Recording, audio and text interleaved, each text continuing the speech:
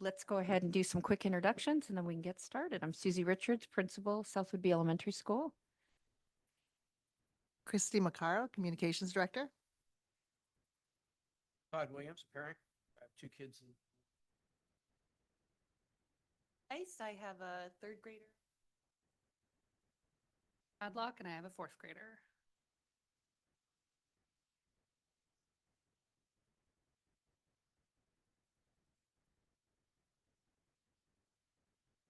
Joe Moccia, Superintendent. Brook Willeford, board chair and parent of a 3rd grader. Awesome. Well, thank you everybody for being here. Really excited about this session on effective advocacy with our legislature. We have some experts here who are going to lead today's presentation, so take it away. I've talked to a couple of you on this individually, but this is one of my passion points, getting in touch with legislators, because when you talk to the school board, you'll often hear, we don't have funding for that. And here's why. So I put together the most boring deck ever. So it's effective education advocacy. I'm just gonna go over what to say, who to say it to, and how to say it. Thanks. First of all, what to say. The Washington State School Directors Association puts together these strategic advocacy packets. They're thick. They're huge. They give you all the information you could possibly need, but most of it is right here. And those are the things that are up there. Special education shortfalls, materials, supplies, and other costs, outdated prototypical school model, transportation formula, and one that I added that covers all of this, which is the decrease in investment in education since McCleary. Special education, and chime in at any point where you've got more information than me. I'm going to rip through this so we can get to questions, but I know y'all haven't seen this yet, but Yeah.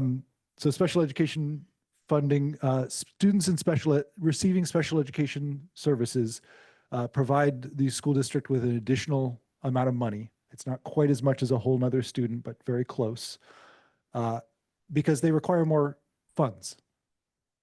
However, the state and federal governments only fund up to 16% of special education students in district. Some districts have 25% or more of their students receiving special education funding. I believe ours is right about the 16%. It's actually under, so when they raised it to 16, it didn't impact us in a positive way. It helped other districts around the state, It but it didn't help us. Yeah. And The push was, by the way, for it to be a per pupil allocation as opposed to a % of district students. And the other issue is that some of our students, it is about a 1-to-1. We get about, I'm going to use round numbers, $10,000 per student in gen ed and another 10 for our students in sped. But some of our students who have special education needs costs well in excess of that. And then there's a whole nother process called safety net that you have to apply for, that if you miss an I dot or a T cross, you are denied funding. So it's just another area where the mechanism for funding is broken. And when there's a shortfall, it has to be made up from general education funds. And that's how this affects students, every student in the district, in every district. And there have been improvements in this funding. It was 15 last year, it became 16 this year, or am I a year off on that? It's gone up a % recently, but as Dr. Moccia says, it's still not a very good way to handle it. The other thing, just to remind everyone, so these are happily federal laws that I support, right? IDEA is a federal law. It was put in as PL 94-142 back in 1975 and has remained in place. And it's meant to support our students with special needs. The federal government has never, ever fully funded its mandate. And we're no exception here in Washington. And now it's threatened even further. So just to be aware at the federal level, if those laws are removed or less enforced, I suspect not only will the funding go down, the supports for students in local districts will follow suit. So just be aware. And that's something to watch on the federal level. This is mostly focused state, but that is a very good point that some of our special education funding comes from the state, but a ton of it comes from the federal government and is at risk. And that would be contacting our national representatives and senators to fight against that, although the ones from our area are already going to be doing that. MSOCs are the most boring name for really important stuff. It's materials, supplies, and other costs. It's insurance, utilities, equipment, classroom supplies, and way, way more. Anything that isn't teacher funding or staff funding is basically MSOCs. And last year, the legislature increased MSOC funding by 1.9%. You can see there since 2018, the cost of electricity has gone up 37%. The cost of insurance has increased nearly 60% since 2020. 1.9% is nice, but it's Not even the cost of living increase. yeah. I could go off on this for multiple hours. I won't. I have to some of you. The prototypical school models, the schools are funded in the majority based on this. Basically, the legislature built a prototypical school. For an elementary school, it's 400 students. Middle school is a specific size. High school is a specific size. They see how many students are actually in your school and turn that into a ratio. It provides one certificated teacher for every 17 students at K3, except it doesn't, because that also counts specialists. So your PE folks, your art folks, your music folks, STEM folks, all of those count towards the one teacher per 17 students. No, this is, so there's two classes of educational professional. There's certificated, which is someone who has a teacher's certificate or other professional certificate, and classified, which is everyone else, nearly everyone else. So the certificated staff are determined on the 1 to 17 or 1 to 27 to 29, depending on the grade for 4 through 12. And then everyone else is based on a ratio. It gives you a fraction of a full-time employee per prototypical school. So if your school's 800, you get double that allocation. If your school's 200, you get half that allocation. Our current allocation is a little over 75% of a librarian, one teaching assistant for the entire elementary school, 2.33 office workers, non-instructional aides. And I could be a little off on this. This is based on what I saw in the actual law and our enrollment. Pretty accurate. Yeah. A little over 3/4 of a counselor, 15% of a social worker, 5% of a psychologist, just under 2 custodians, and a little less than 1/3 of a school nurse for this entire elementary school. And about one principal. Yeah, just over 1 principal.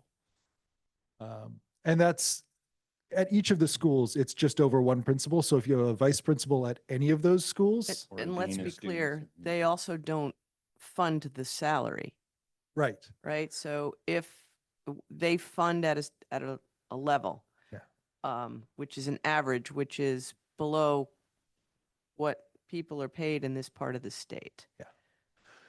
That's the other part of this. Thank you, Dr. Moccia, is they pay a certain amount for each of these. They don't pay the actual cost for each of these. So even if, for instance, a school nurse, if they paid us 1/3 of what the state average is, we're probably going to be paying them higher here because they've got more credentials, they've got more time in the role, all of these things that add up to a hopefully living wage, plus actually giving them a full-time employment spot rather than And- 1/3 of a spot. And remember, we're not required to have a school nurse, but we're required to do all the things that only a nurse can do. Right. So where does all of this money, yeah, and this is after improvements to the model for physical and mental health over the past 2 years. They've increased this. It used to be, I think it was 0.2 school nurses for the entire district. So clearly we don't fund at that level. The rest of the money comes from levies. Thank you, South Woodbury community. I don't think a levy has passed here as long as I've been, or failed here as long as I've been alive. Our last one's passed with between 78 and 79%. This community is incredibly supportive and has a huge tax base to draw from which makes the levies not as individually painful. Other districts are not this lucky.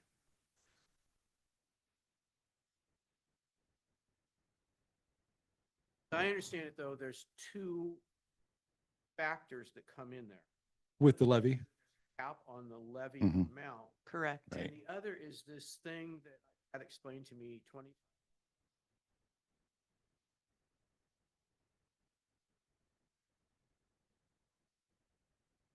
Where money can come from. Yes. Sure. Yeah. Mr. Field, do you want to take that one or? Do you want me to do it? Okay.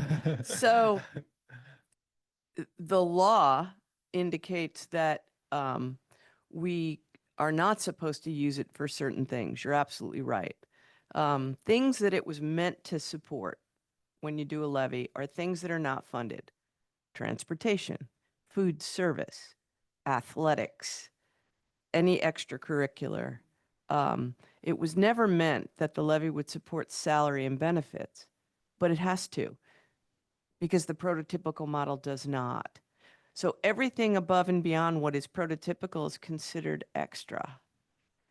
And so that's all of this.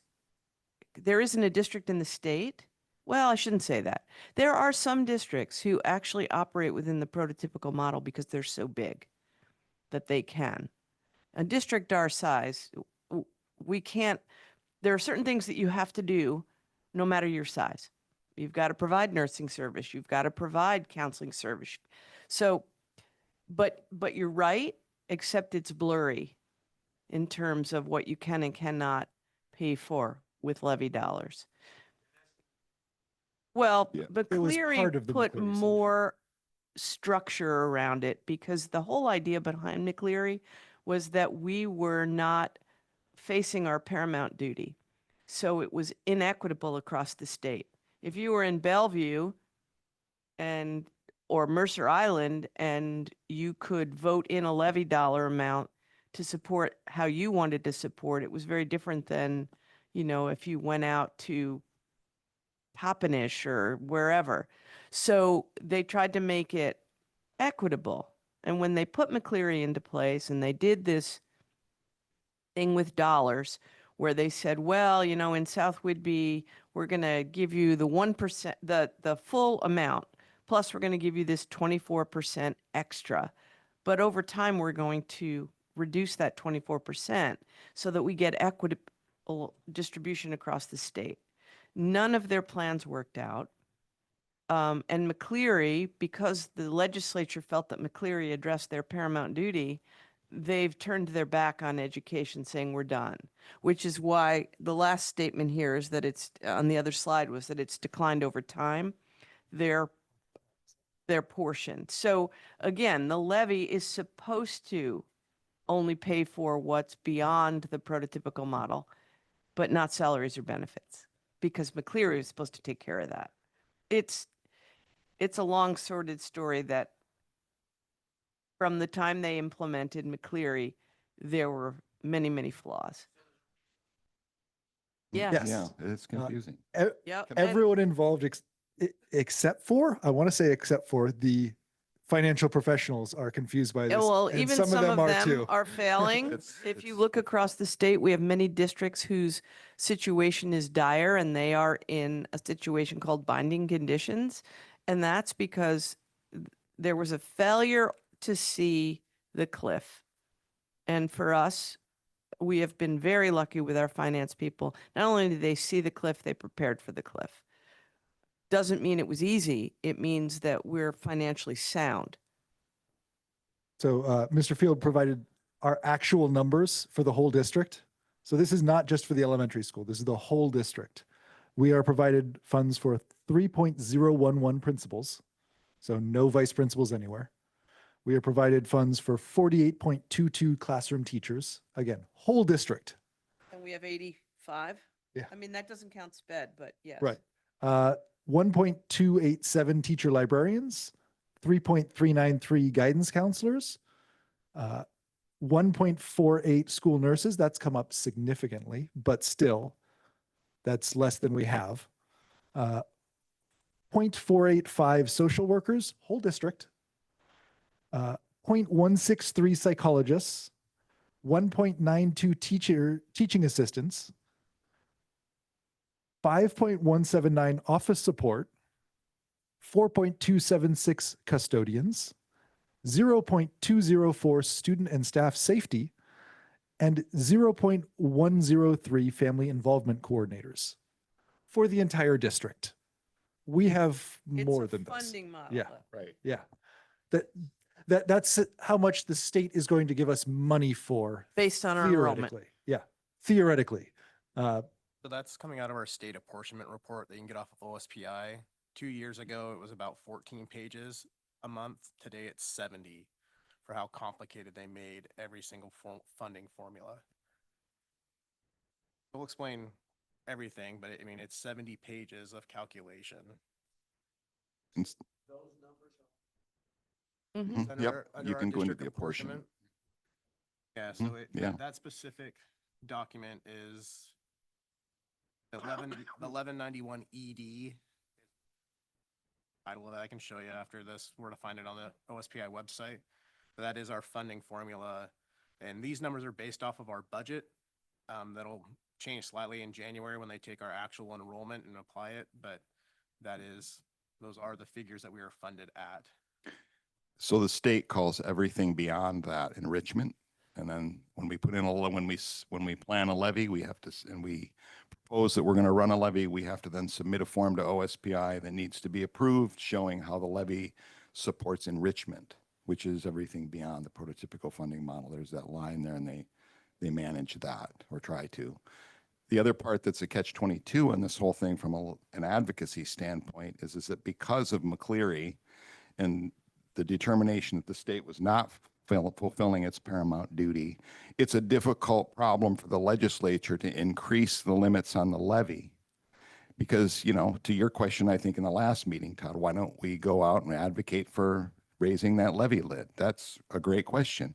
The problem with the legislators is that if they raise that lid, then they are de facto going back on the determination against them to begin with, that they're passing the cost back to the community, which was the problem that created the whole levy, the McCleary decision and resolution and legislation. So that's why it's difficult for them to raise the levy lid, because they do that and then they're going backwards again on that decision. And so it makes it a difficult spot for us then as the school districts who have to navigate that.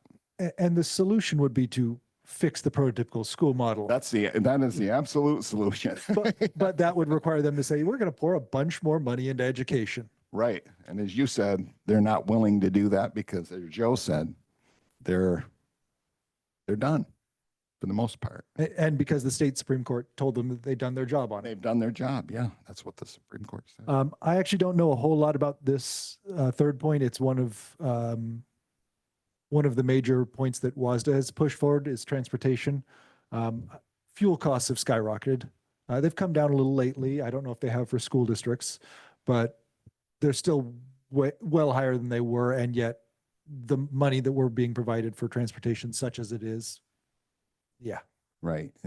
It's actually the closest to what it actually costs than any of the other funding formulas. And they did increase that in the last couple of years. There's actually two models, and I won't get into the details, but there's two basic funding models for that. One is for the purchase of buses, there's a depreciation model, and we're given a certain amount of money over 17 years to, I think it's 17, maybe 14, but it's over many years for the life of a bus, and we get so many dollars for that bus.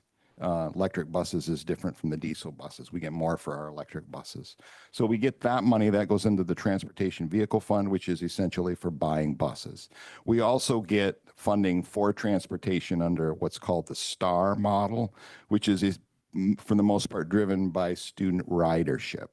And so when we get student ridership, there are just some rules around that funding, and then that determines the funding we get for the following year.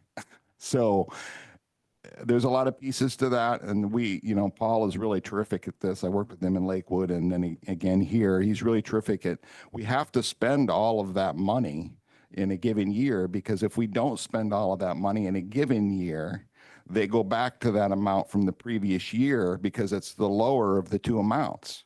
So the state is trying to find a way to give us the lesser amount of money. So if we don't use all of our funding the previous year, then they'll go back to that previous year's amount basically, versus the perhaps higher number that could be based on the ridership for that year that would drive the funding the following year. That basically right? Okay, so that's how that's funded, just to give you a quick overview. And that has improved significantly. And lesser of the last 2 years works okay until you have something like a pandemic. Right. So thankfully, the state legislature did 2 years of hold harmless, I believe. They did, yes. To make sure that when your ridership is zero, that's not Right. the lesser of 2 Right. years. Right. Come on.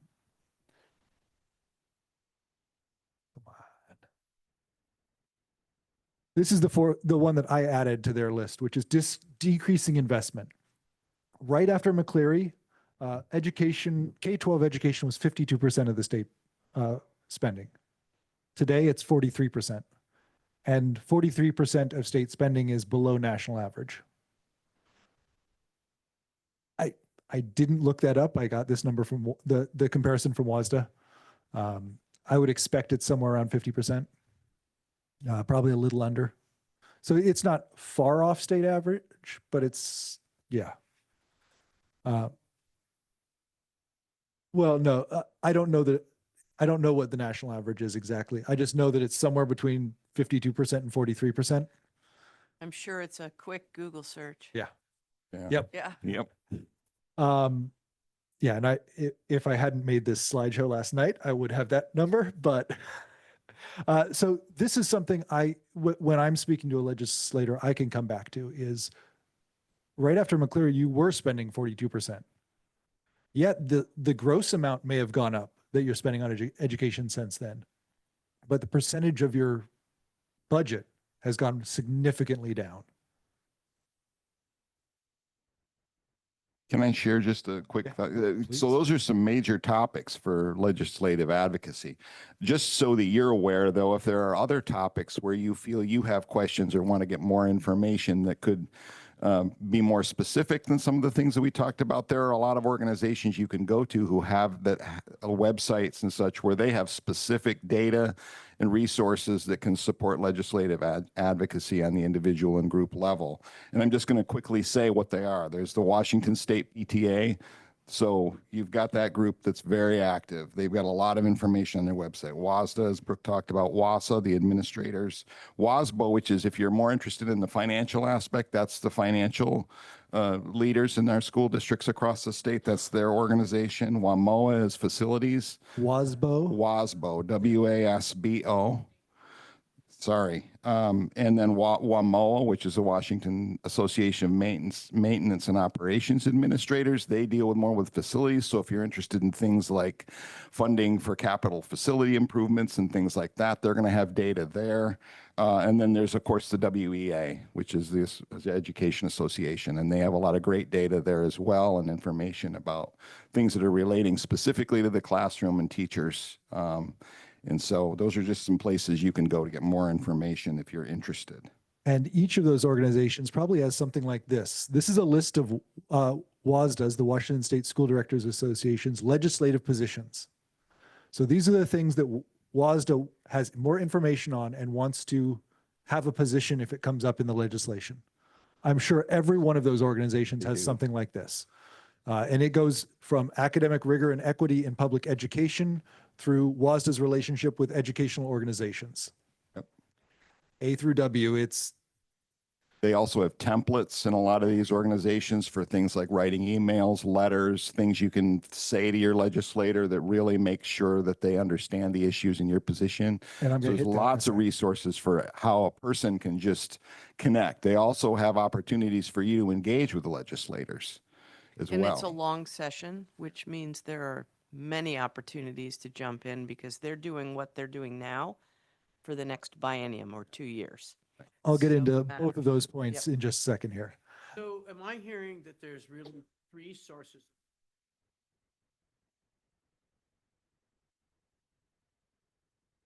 There are a few others, but Yeah, yes. and grants and Those things are like the that, but the biggest. major ones are state first, levy, and federal. How it's typically spoken about is federal, state, and local, because the levy is locally raised funds. The grants and fundraising we do around the district or local funds. So that's the terminology typically used. So when it comes to local funding, okay, what about donations? I mean, It's all one shot is the issue, and they don't drop $1 million. Yeah. But the issue with any fundraising, and it's wonderful, is that they're typically one-shot fundraising. So if you want to buy uniforms for the basketball team, if you want to, build a playground, and you can get these kinds of fundraising efforts around that, employment is an ongoing expense, and it's about 87% of our budget.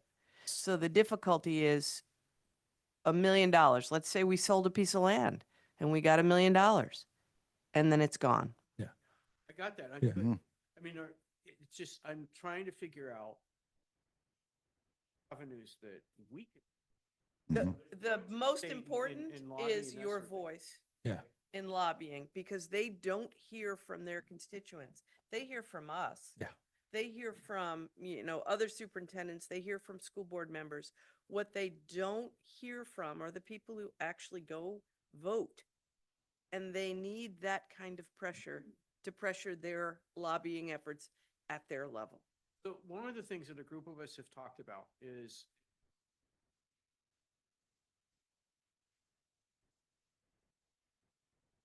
up here and just meet with us. Yeah. Our little group. And he will. He's Yeah. met with I us know, many I know, times. I've met with him before. He's a phenomenal guy. Okay. And so that type of advocacy, is that powerful or is that? Very so- powerful. Very. Yes, that is a fantastic use of time and energy. So there are, That's what I'm looking at is where can I spend my time? That's, And if I can spend my time doing that. Yep. Okay, and that's Mhm. a result in Yes. helping you guys out. yes. And it will be number one on my list. and that I have kind of somebody who I'm gonna pressure, recruit to help me. that kind of pressure though Oh, needs oh, I to didn't go. see you there. Clyde's one guy. Yeah. Okay, he's I got one guy and he sits on several of these committees. It's also talking with him about, all right, who should we be writing letters to? Yeah. Because Yep. the opposition is also part of it. So Yep. that's where I go to somebody like him. Mhm. Look, okay, I'm gonna go down this road, so I know Clyde, Mhm. he may recognize my name, because we've talked before, and so who else do I need to have involved? So And there it that's is. where I would go to There it is. Right. Brooke, right? Yeah. There, Yes. Right. look, Yeah. look Right. here. Yeah, no, yeah, Right. you can come to me on that, but here's the list. This is the Senate Early Learning and K-12 Education Committee members and the House Education Committee members. I've listed it as chair, vice chair or vice chairs, ranking opposition member or ranking opposition members, and then everyone else on there. I did not put R's or D's behind their names because I didn't want to get into that. Talk to all of them. If you want to know if they're an R or a D, look, it's easy to find. And you're gonna send this out to us? Well, the recording will be on our YouTube channel. And so will the slides. And you might be able to ask Clyde Yeah. or any of these people on the list to bring somebody else, bring a friend. Yeah. Who else could come to be Yeah. part of that conversation so there's more I need your- eyes and ears. Yeah. Yeah. Well, and I can tell you some of these people that I know support education to the hilt because they've spoken at WASDA conferences. I've talked to them. But Clyde or Dave Paul will be able to tell you who's the dissenting voices who need to hear from people. And I would just add, And Ron Muzzall is one of them. Yes. Mhm. We have spoken with him many, many times. So there you go. So he has been resistant to talking about increasing education funding because his caucus doesn't control the budget. That's what he'll say. Yeah. Yeah, I have no control. I can't affect the budget because my party isn't in power. I'm not a state legislator. I know that that's not true. He's voted no on a couple of issues, but yes on another bunch of education bills. These are just recent things that have come up. Just doing a quick search on his voting history. He is someone that we need to continue to put pressure on because he did a great job getting Oak Harbor Base or Naval Air Station Whidbey federal funding for new schools. He's been less help to other educational opportunities in his district. Dave Paul, we met with, and he really went to bat for our transition to kindergarten program. He's been on yes to just about everything. He had a couple of did not votes. I did not look up why he wasn't there, why he didn't vote on those. I assume he wasn't present. He had other things that he needed to do, but I don't know. Representative Clyde Shavers is the vice chair of the House Education Committee. He told us he's spent 90% of his time on education. I believe it. He knew what he was talking about, and when he didn't know, he was willing to listen. He really, really pushed hard for our transition to kindergarten program. And that's going to be one of the pain points this session, because the funding runs out in March or April because so many people are using it, which is fantastic, but it needs to be funded. How to have, Can I just yeah. add? So one of the things going back to strategies with relating to these, to connecting with these folks is it's important to just not just connect with them once during the legislative session, but I think it's also important to connect with them after the legislation is over to talk about what happened during the during that session, especially after a long session. And I think Brooke's going to get into this in a minute, but the bills that come out of the long session are alive in the short session the following year. So if something doesn't get passed in the long session, especially in this year, for example, then, you know, connecting with that legislator can help keep something alive that you really wanted in the next session or be on the table again in the next session. So just having it be a process also just builds accountability with the legislators too, I think. Like anybody, if they know they got to come back and answer questions, it's always a motivator.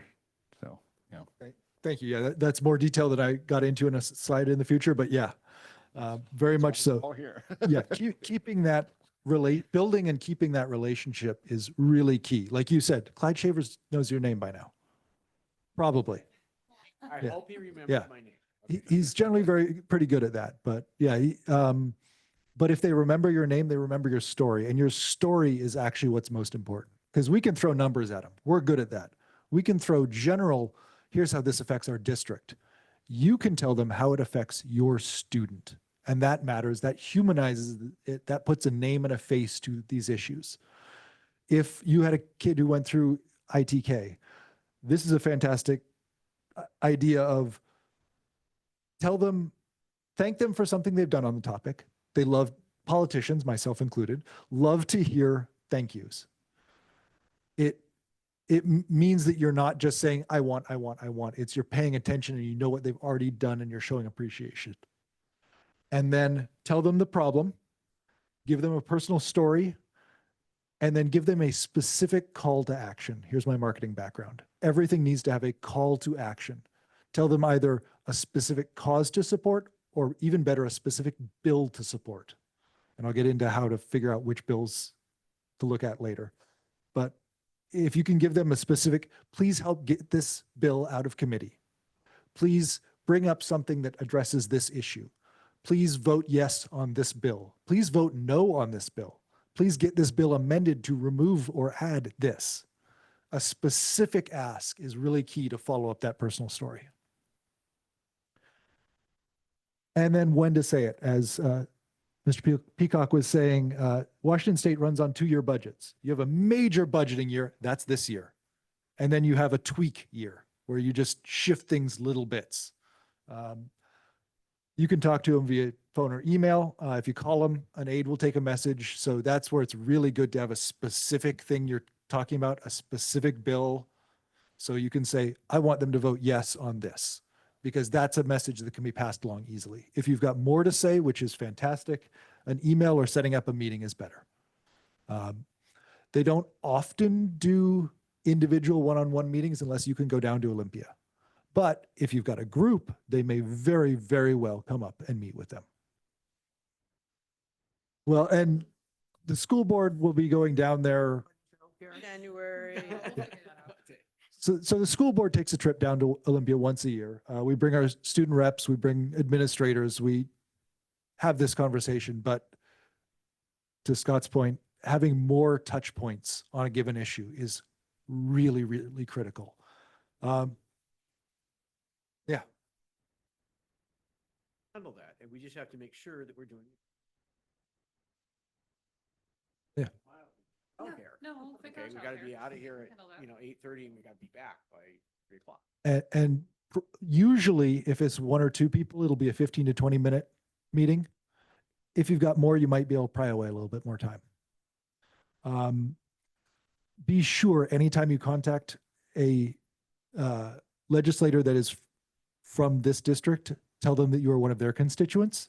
If you're contacting someone on the education committee, say that you're a Washington State voter and a parent. Don't lie and say you're one of their constituents, please. They will ask you your zip code. But that makes it matter to them, because to the point over here, you're one of their voters. You're who keeps them in office. And as we've seen this past election cycle, some of those are razor thin margins. They need every vote. You can also offer to testify at a committee meeting or in front of the whole House or Senate. This is almost always done by Zoom now, thank goodness. You can sign up. I've got a place to sign up here. Here we go. So you can check on the progress of specific bills and what's in them. There's a January to February legislative session. Most of it's in January, but it bleeds over a little bit. And you can go to either the WASDA bill tracker or the Washington State Legislature's own website to see what bills matter for education. WASDA will even say if they have a position on it based on one of these positions, which can usually give you a good idea on where you want to be on it. Individual parents may have different perspectives on that, but it's usually a good place to start. And then you can sign up to testify on the Washington State Legislature's website. They'll give you a time. We've had student reps do it. We've had administrators do it. We've had board members do it. And it's either in front of a committee or in front of the House or the Senate. And you just say, I'm speaking against or in favor of this bill. Here's why. Thank you. Yes, you can. And to Mr. Peacock's earlier point, this isn't just a one and done. You have to create the relationship. You have to give them feedback after the fact. If they did something great, give them kudos and tell them the next step. Because everything in government is incremental. Almost nothing happens at a single swoop. So if they give you a few more mental health professionals, funding for a few more mental health professionals, thank them. Tell them how it's going to affect your student, and then tell them how it can be better. Or what the next thing is that you're focusing on. Maybe it's teaching assistants. Is there a list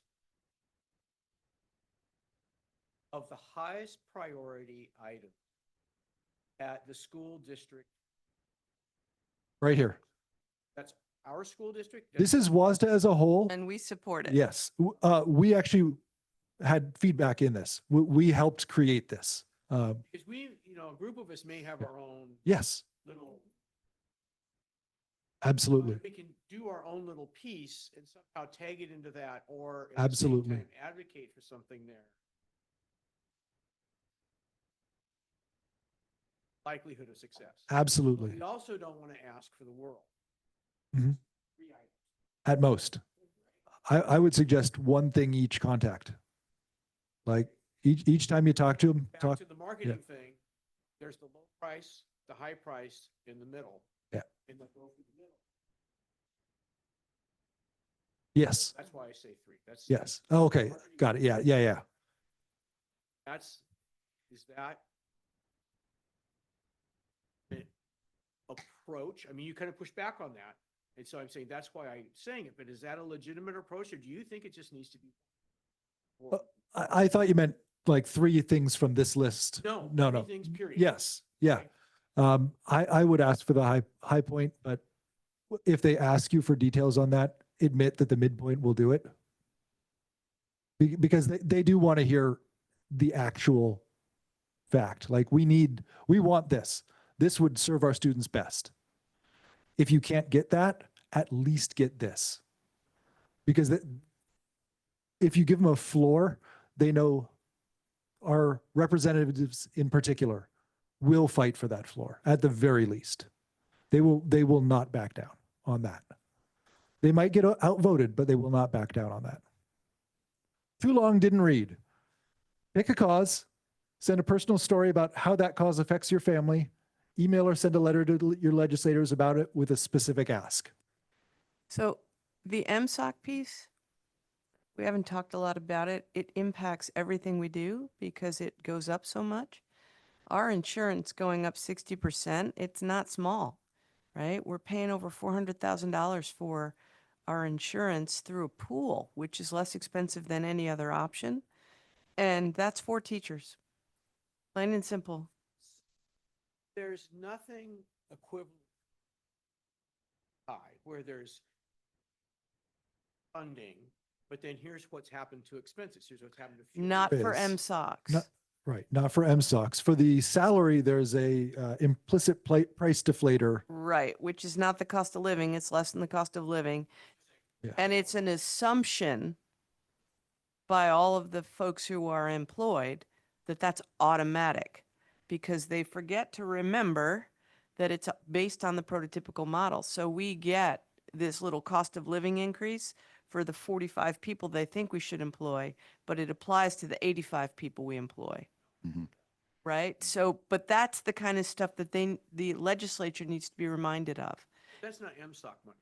No, my point is that it impacts, right? So if we have a levy and we have, all of these funding mechanisms and MSOCs go up that much and they say, well, okay, we'll give you a 1.9% increase, even though your expenses have gone up 50%.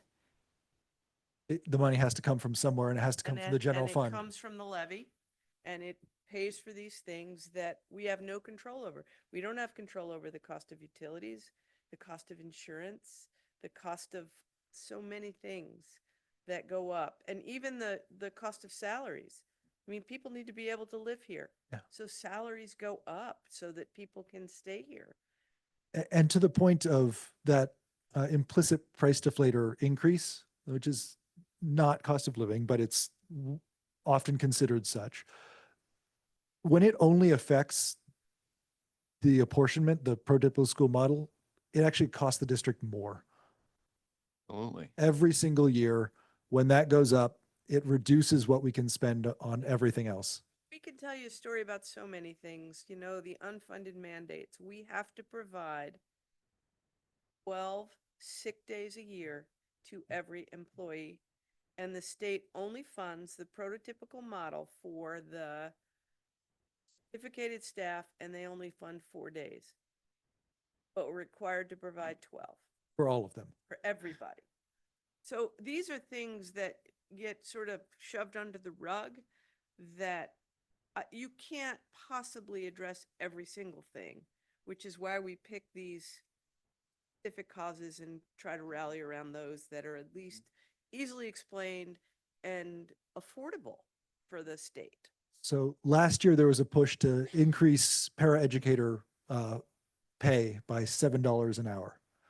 Except that would have been for that 2 teaching assistants in the entire district. But every paraeducator would have expected that $7 an hour raise. Yeah. So these are the problems with broad stroke solutions rather than fixing the prototypical school model. Because, yeah, everything has an outsized effect. Once again, you're going to hear many, many times, but we did it. We fixed it. We did McCleary. And again, we all live in the state of Washington. And the fact of the matter is we pay taxes and there are a lot of things that we all want. And, I want mental health support for students in school. Oh, okay, well, we'll add to that. Yeah, they added to it. We didn't get any benefit because our free and reduced lunch population isn't high enough. There are so many of those discussions that we all get frustrated, which is why we limit it to pick an issue, lobby around it, and tell them how it impacts you. There was if the drive was, okay, state legislature, we want everything that is mandated funded.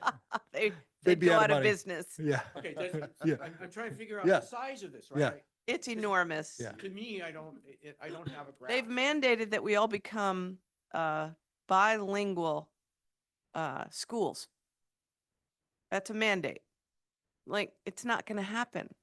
We're not going to be able to do that mandate. So then it's like, well, dual. They want two. They didn't say which, but English It's and a Pig Latin, that great- won't work. it's a great goal. It's all of these things. They're not bad on their face, but when you put them all together, it's like, I can't do all of that. The things that are mandated that nobody even thinks about, we do them, where it's Temperance Day is mandated that we teach about it. Martin Luther King Jr. Day, mandated we teach about it. Mandated that we teach a variety of things, right? Mandated that we now add, reasonable, that we now add the finance at the high school for kids so that they can do personal finances. We all want that. We all want our kids to be literate in personal finance. Somebody's got to do that. So all of these things, they're tiny. Like, who doesn't want our kids to learn about personal finance? Okay, right? So believe me, as the superintendent, all of these things are kind of like second nature to me. If I sat down with you and told you all of them, you'd be like, oh my God, like, how does the district function? That's why I'm asking the question, is because Yeah, you for can't. me, I can't speak for anybody else, but it seems like this side of the room. Right. Yeah. So here's you one don't for know you. what that even means. I know. Here's another one. So this year, we've provided free lunch to all of our elementary students. Wonderful. Terrific. I want to keep doing it. We don't know if we can. Okay, so the double-edged sword. Now that kids get free lunch at the elementary, families feel less inclined to file for free and reduced lunch status, which means our funding will go down because fewer people have applied for that. But if we have less than 30% next year, we provide no free lunch for anyone. Are you kidding me? So my kids probably qualify for free. I have never filed for free and reduced lunch. I don't want to put. But you reduce our ability for Yeah, funding. See, but I'm just telling Yeah, you, this is so- what, so this is there's my some philosophy education, of how yeah. I work. Yeah. I don't know that I should because it actually Yeah. benefits Yeah. the school. So, to do so that. here's the thing. No clue. If you're requesting services that are part of what we're already doing, you're helping us. I'm sure that there are corner cases where that's not true, but in general, if we're doing a service and you're requesting access to that service, you're helping us. Am I complaining about school counseling? Probably. It gives us data points to say we have these needs for school counselors. He's over here going, oh God, don't tell him yes. It- He Well, never leave It, me alone. it may not be pleasant in but- the moment, but But if we can demonstrate a need, right. Yeah. And as I told you at our last SPED meeting, anything that is required by IEP, we have to provide, and we will provide it.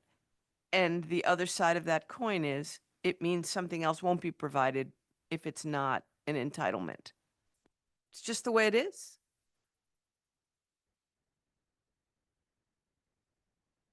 yeah.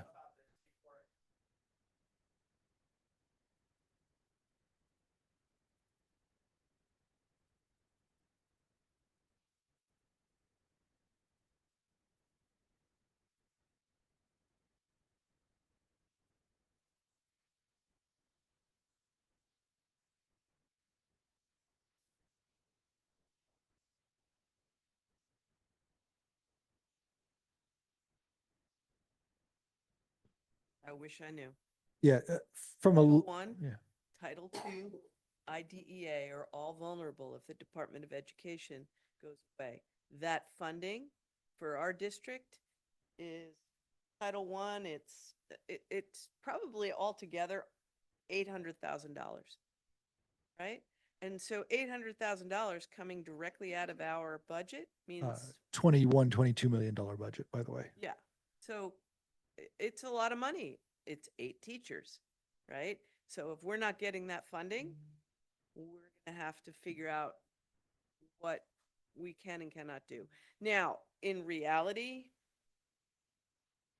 I don't think across the country, people are gonna be like, oh yeah, do away with the Department of Education and all the funding that follows it. And even in, you know, Alabama and Arkansas. weeks ago Right. So, Most of the states, I'll be political for just a minute. Yeah. as well. Most of the states that vote red, highest population of,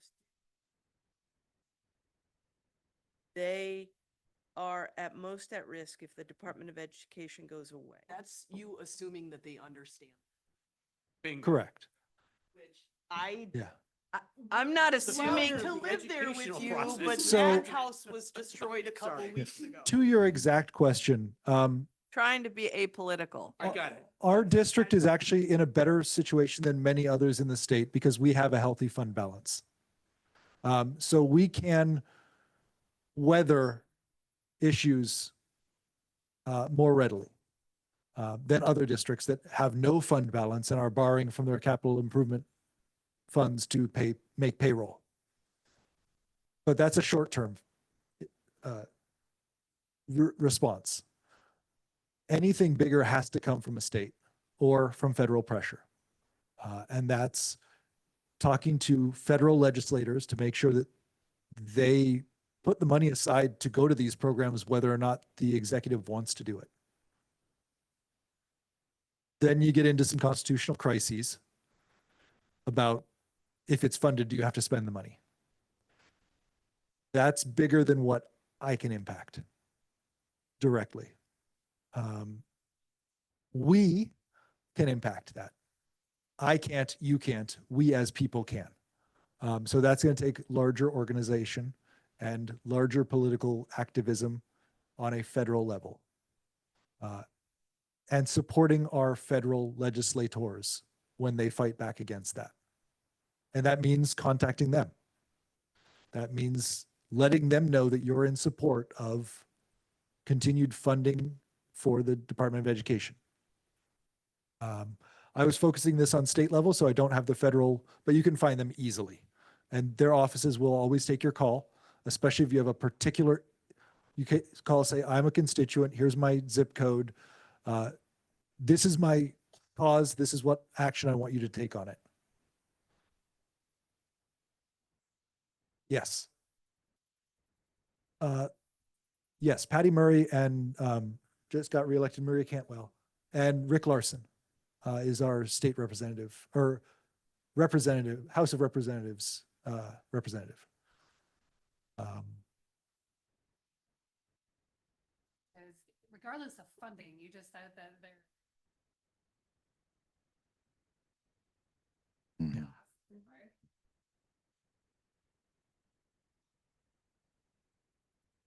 I have a memory of her pounding her fist on the podium to fight for that. Now this is 30 years.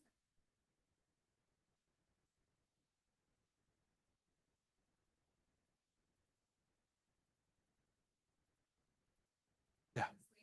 But excites me to hear.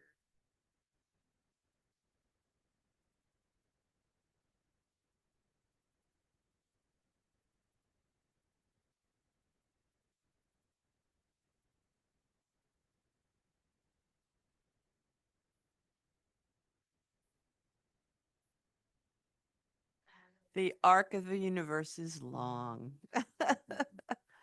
But there are also short-term wins. I keep coming back to ITK.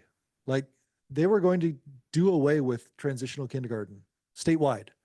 They were going to put all the money into ECAP. And our district and districts around us and districts like us spoke up to our legislators, and those legislators fought tooth and nail to keep funding for both of those programs Which now in March will end because they're running out of money. because they funded it at the level they thought they were going to have to, Right. and more people wanted to do it. And so we'll continue running the program, but we will stop getting funding for TK in It- March. Unless we change something this budget. So that's one of the big things that I'm talking to whenever we go to one of our Always something, something, Rosanna, Dana. is the ITK program that you saved last year. We need, Yes, and yes. we can't let it die.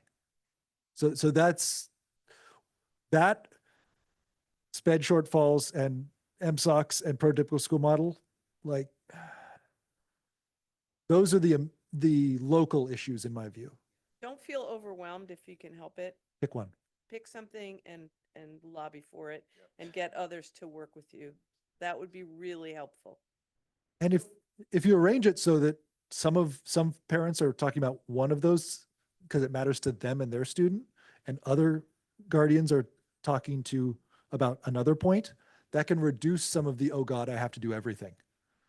See, one of the things that I think happens is if the advocacy on one issue, even though your issues may be different, is they cumulatively have an effect of pushing back on the legislature to rethink their thinking. Right now, they're successfully pushing back and putting the burden on school districts and communities because, the questions that you're having are asking are very complex questions. But if you simplify it and push back, that causes them to have to figure it out rather than us in the long term, the long game. So putting that pressure changes the impetus at play here politically.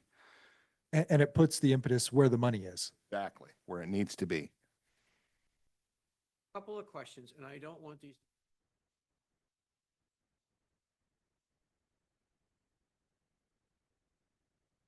By closing the South Campus here,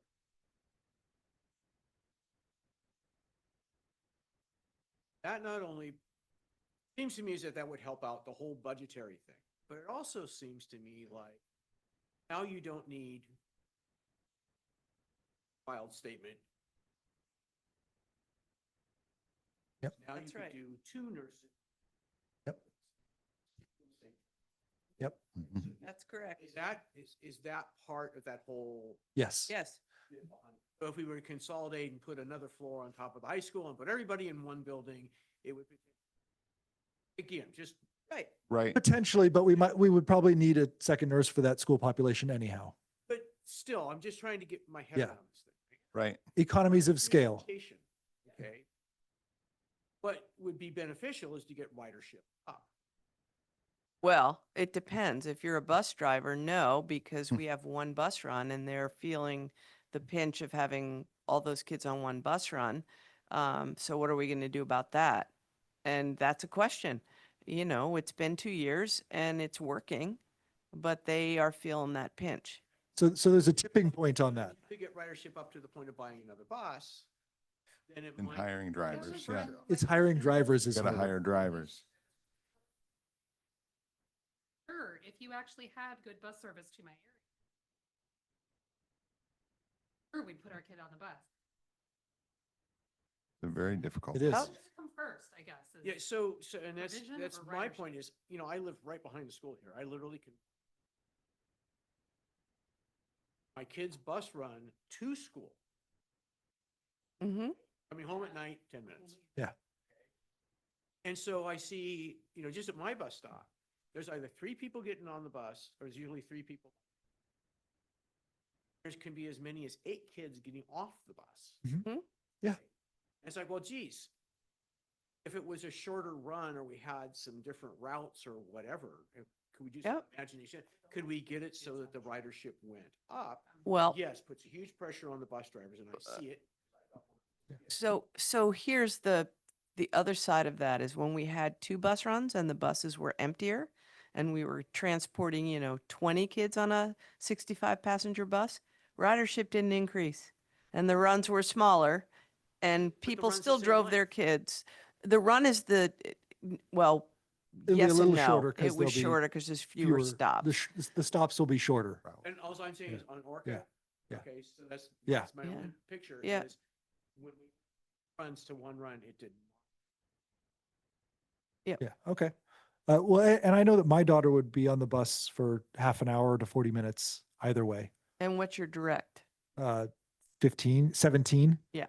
So again, you know, I'd love to tell you there's cause and effect, but We're in a bit of a rabbit hole here. Yeah. Well, Yep. Let's pull it back up to the conceptual, okay?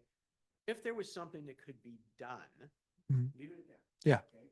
That's- we got a magic wand, whatever. Yeah. Then increasing the ridership on the bus, help fund the buses transportation better, which could potentially in a year or two, buying another bus or getting another bus Well, driver. I hear you, yeah, Todd. there's a tipping point there. Transportation is the most closely funded at the expense we have.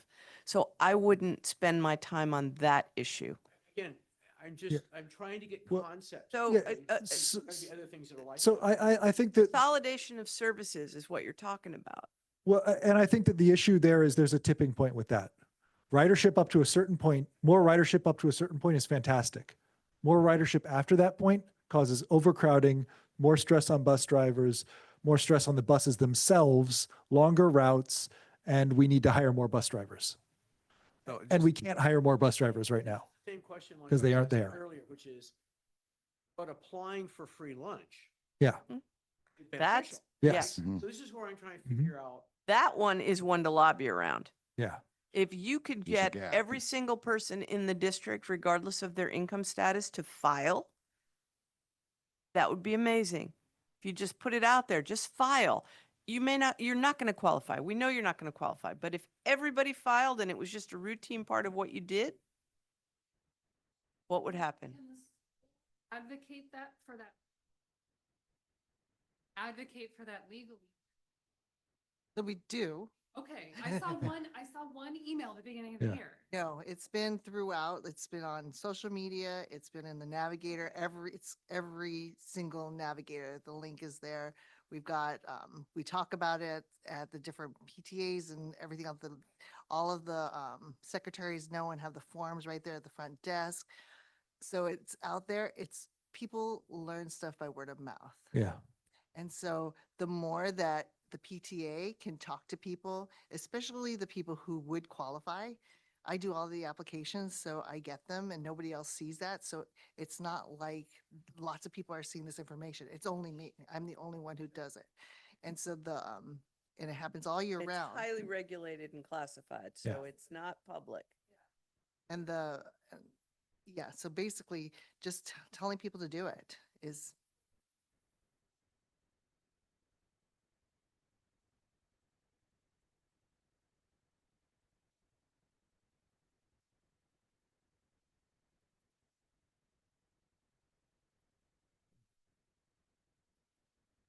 Mm. So that's. Right.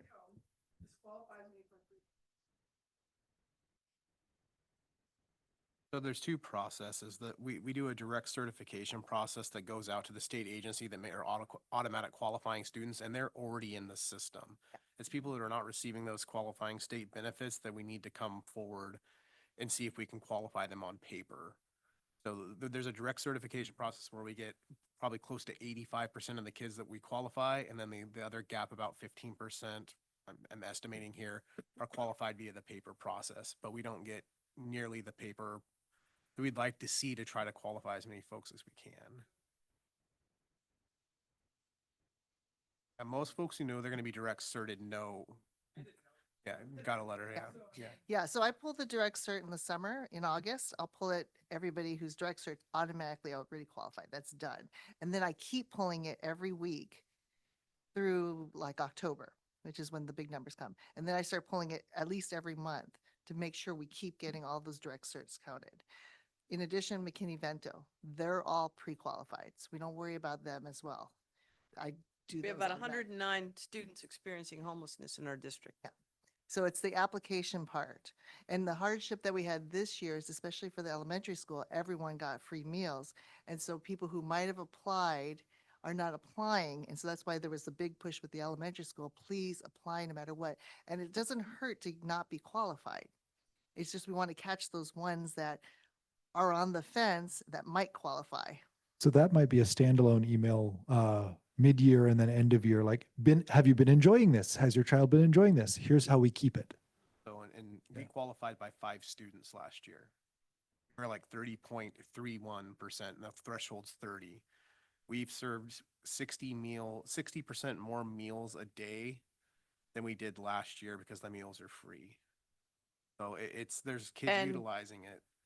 The concern is they didn't qualify districts in our state as, okay, if you get it this year, you automatically get it next year, but whatever, it's a year at a time. Bars, there's a 30% bar that we got over, which is Washington Feeds or program like that. And there's what's called CPE, which is Community Eligible Provisions, which once you qualify for that, you qualify for 4 years, but that bar is 40%. So we qualified for the 1 year. We've had an influx at the elementary school of students this year that may or may not help our 30.31% qualifying average. We won't know for certain until March if we qualify next year.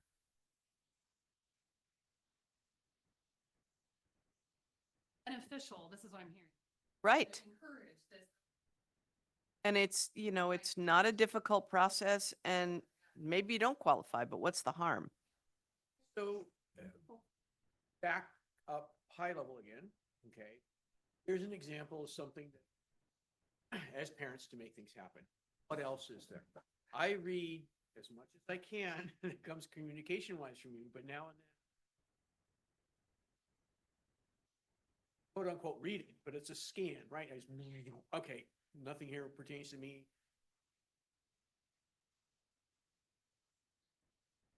What is there, can you provide us with a list of saying, here,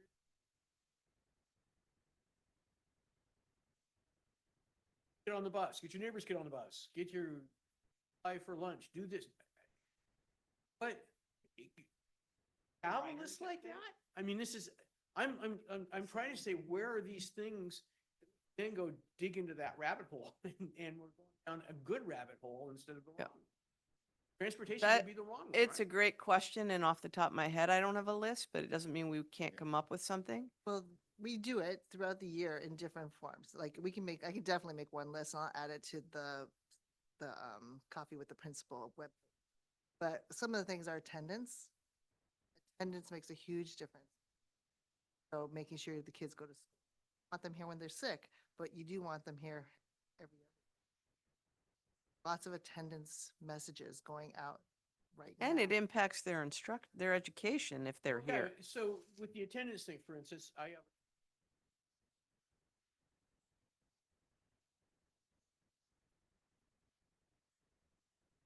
car and it's not. And I'm a real hawk on that they have to go to school. But at the same time. But there are times they there's don't. times Yeah. You just can't control. Yeah. that, That's right? No. correct. But so I think, when Christina, when you say, the stuff comes out throughout the year, I think what having a list, so when you have some people who might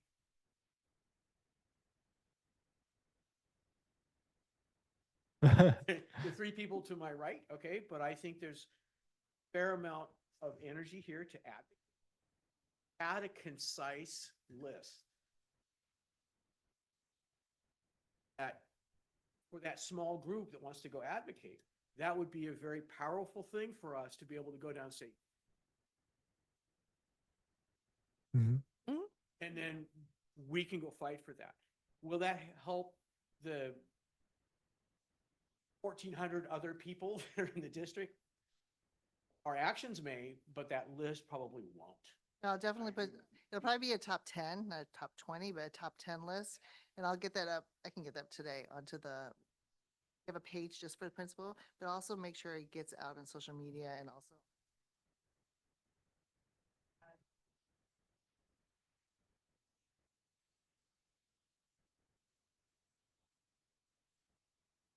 Yeah.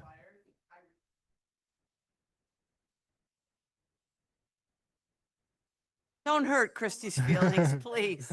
She works on that. Everyone who doesn't, there's someone who, I do. I mean, occasionally Yeah. I do, but I realize I miss so much because It's all in there. I got a busy life. She's not but speaking sometimes for that herself. little- No.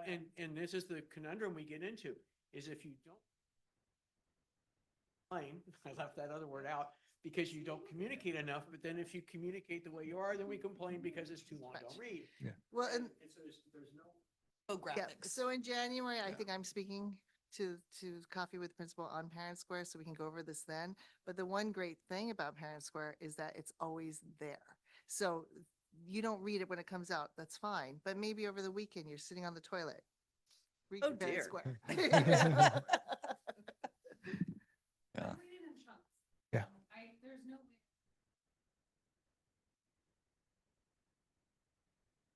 But I definitely read it in chunks. Jane, I probably am not the only She's one. not- No, you're not. No, you're not. I don't read it every week.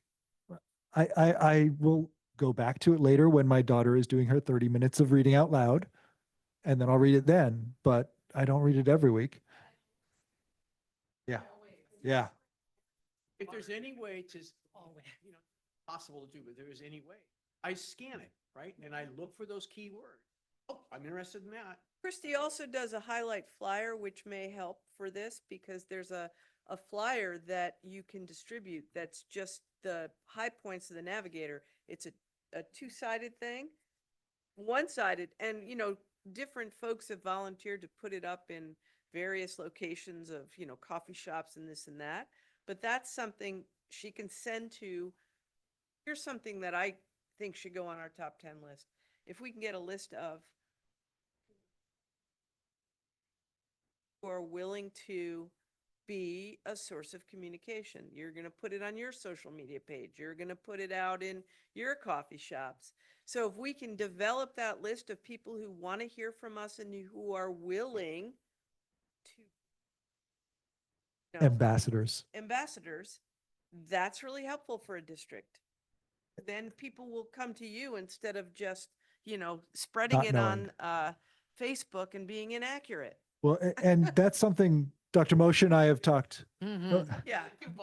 That's actually something Dr. Moccia and I have talked about for a couple of years and just haven't gotten a chance to do, is creating an ambassador program where we bring 10, 12, whatever guardians, community members in to have a 2-hour sit down with Mr. Peacock about operations, a 2-hour sit down with Mr. Field about finance, 2-hour sit down with me about board work. Yes, I do. And then those people would know what they're talking about when they're talking to the Sounds community. like an old commercial, and tell 2 friends and so on. And I mean, this is Beginning of becoming it, that. Yeah. Thank you, Susie. Yeah. Thank you, Ms. Richards. Yes. Yes. Right. This here every single time. but you Mhm. know So- what? So it's obviously not a. But time you have slot that friends. is So when here's something for you, you can come Susie. to. Got the meeting for the coffee with the principal. I can take the JPEG and I can put it into Share it the around. sped thing on Facebook. I can't put a PDF, that picture off of Yeah. Parent Square. I can't copy it. I will share that with We Deanne. need- And I don't know if that's you, Susie, or if it's you. It's Christina, Deanne that sends Okay. that out, but I can talk to her. It's a because, good idea. You know, then I was literally gonna go put this on the sped. And life took over. Yeah. Because I couldn't Yeah. just click, click, boom, done, right? And that's what, if I can do it in 3 clicks, it's done. So, I think we should officially wrap up. I was just going to say, Yep. it's 9:40, Service Yep. purposes. almost So 5. we can stop the recording Yeah. and thank everybody for being here. And we can definitely continue for those who can, an informal Yeah. conversation. But Yeah. thank you all very much for Yeah. taking the time. Thank you. Appreciate it. Thank on you for both sides- providing the Both forum. sides Yeah. of the table.